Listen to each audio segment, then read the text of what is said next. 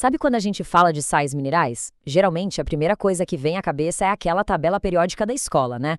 Uma lista de nomes, funções. Mas hoje a gente vai olhar para isso de um jeito bem diferente. Vamos descobrir qual é a ligação direta entre esses componentes minúsculos e a nossa energia do dia a dia, ou a falta dela. E aí, já bateu aquela sensação de estar sempre com a bateria baixa? Aquele cansaço que parece que não vai embora, não importa o quanto se descanse? Pois é, essa é uma queixa super comum. E se a resposta para esse cansaço todo não estiver nas coisas óbvias?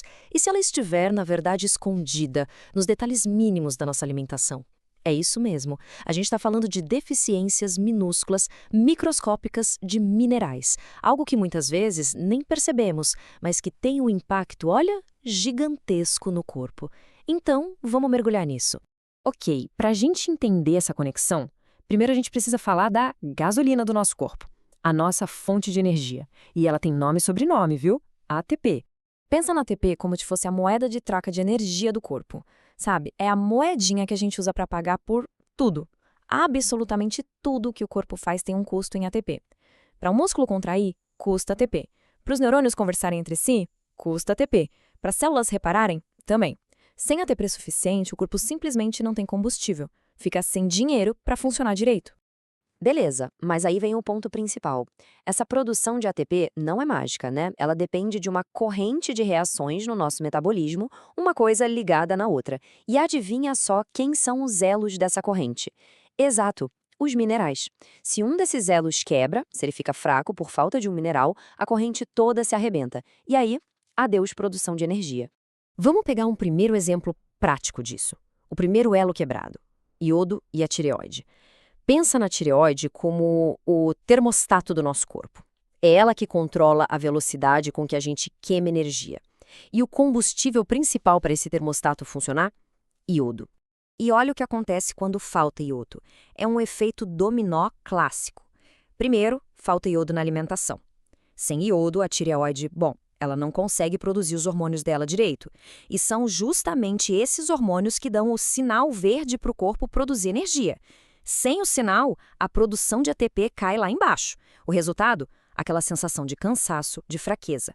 Pronto, a corrente quebrou bem nesse elo. Agora, vamos para outro elo super importante que pode quebrar, o ferro. Imagina de novo que a produção de ATP é uma fábrica de energia. O oxigênio é o combustível principal que essa fábrica queima. E quem é o caminhão que entrega esse combustível para todas as células? A hemoglobina.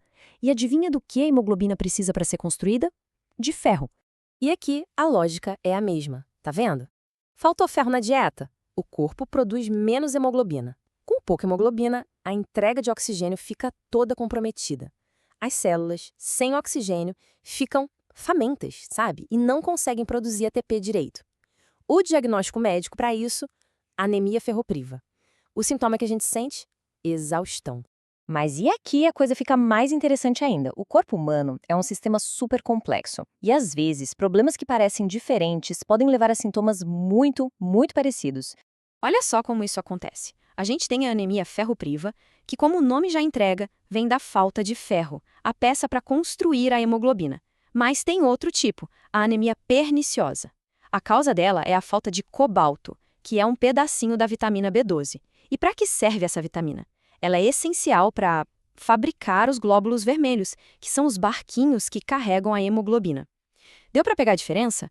Num caso, falta a peça para montar a carga. No outro, falta o barquinho para levar a carga.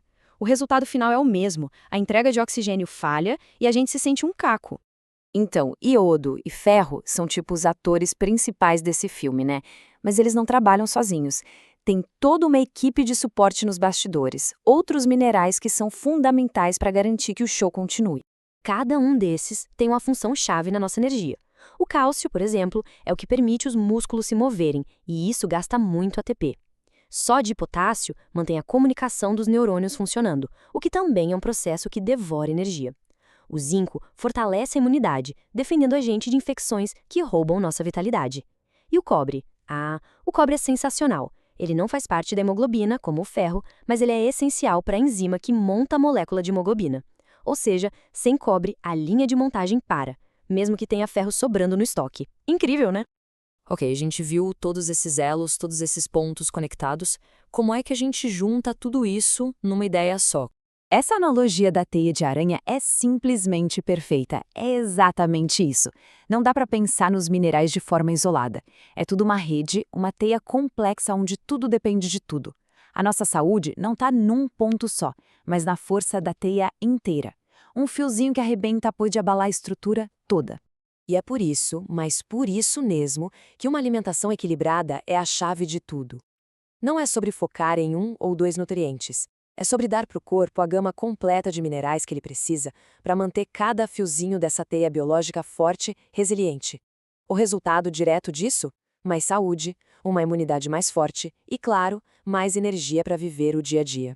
E isso tudo leva a gente para uma reflexão final, né? Pensando no nosso corpo, como essa teia, essa estrutura toda conectada, a pergunta que fica é: quão fortes estão os fios que sustentam a nossa própria saúde e a nossa energia?